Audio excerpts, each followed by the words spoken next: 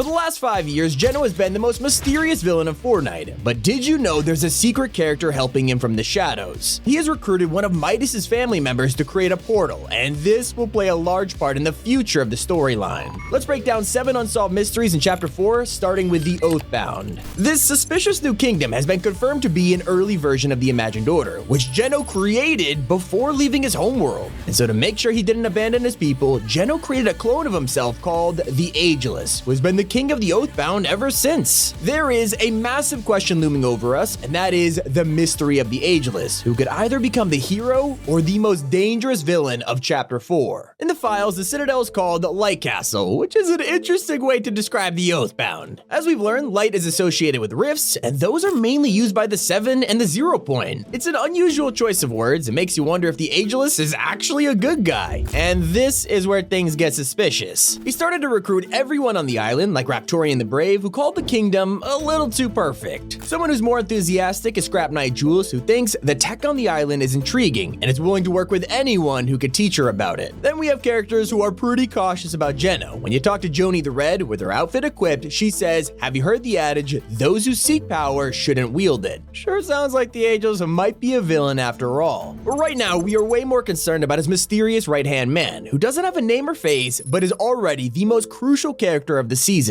On day 1, we learned from Scrap Knight Jules that she was willing to work with somebody called the Warden, and the evidence continued stacking up from there. There's a tower just north of the Citadel called Warden's Watch, and whoever lives inside has everyone fascinated. The Fortnite writers teased what to expect later this season and mentioned how excited they were for an unnamed character to appear. They have a voice actor and everything, which makes us wonder just how important the Warden truly is. It was already the #1 unsolved mystery, but a few days ago, something strange started to happen at Warden's Watch. Construction on some kind of wheel began, but it wasn't until we discovered the blueprints on the table that our minds were blown. Before we explain exactly what this is, you have to understand how it got here, and that all begins with how the 7 messed up. At the start of Chapter 4, Paradigm left a coded message before completely vanishing. This was Amy's final request, and it asked us to investigate a mysterious location called Shattered Slabs. Here, the rocks are glowing, and it looks very similar to the energy the Cube Queen wields. Well, after they get mined, it's revealed to be kinetic ore, and Amy says it's something we've never seen on a previous island.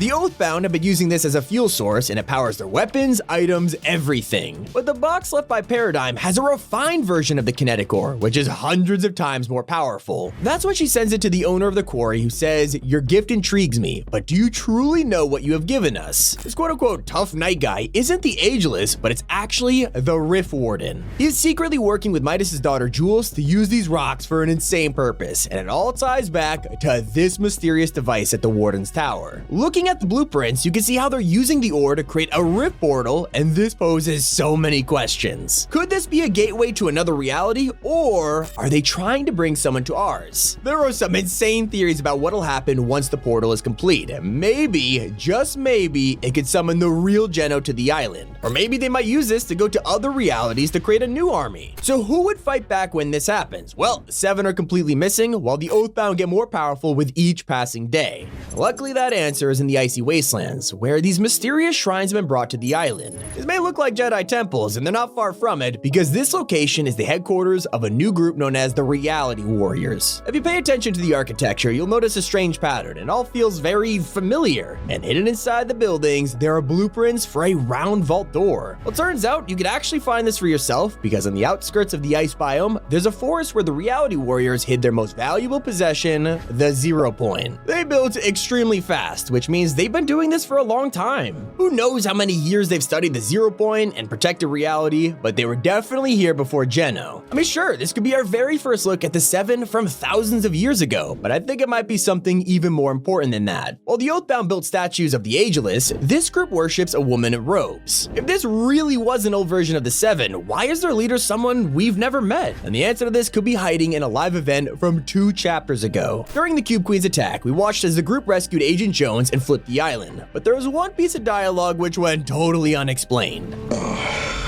Why does she make me keep saving you?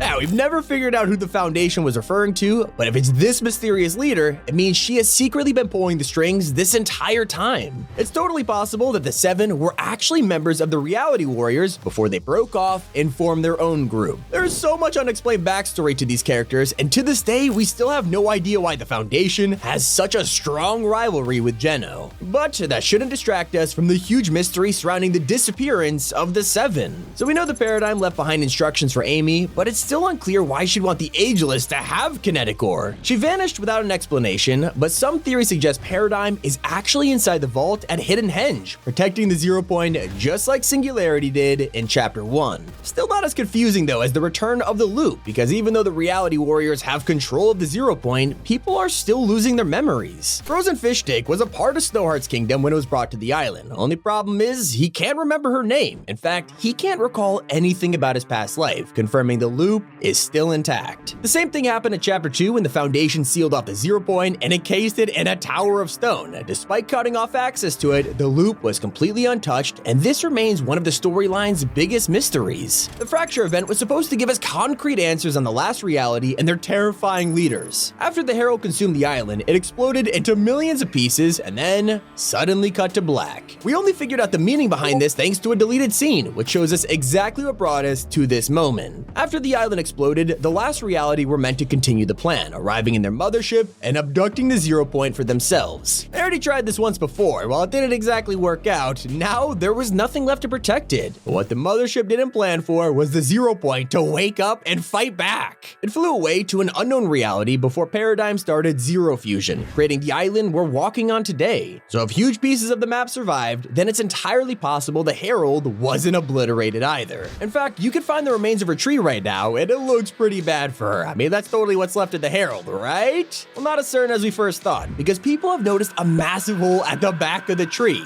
And if you listen closely, you could actually hear breathing coming from inside. One theory is that she didn't escape, but is also still alive. It's possible that when she used Chrome to merge with the tree, it had some unexpected side effects, and what we're looking at is the Herald. She can't move or speak because she's now made of wood, which is pretty disturbing if you think about it. And so with that unsolved, we're still trying to figure out what happened to the Loop Breaker project. It was the final build-up to Fracture, where we had to collect classified documents from Jones and deliver them to the Paradigm. The project was of course talking about Midas and his device, which was designed to push back the storm and destroy the loop. Everyone thought this was going to play a huge role in the event, when in reality, it was never mentioned again. Midas has been teased for years, from unreleased sprays to Donald Buster confirming he is not dead.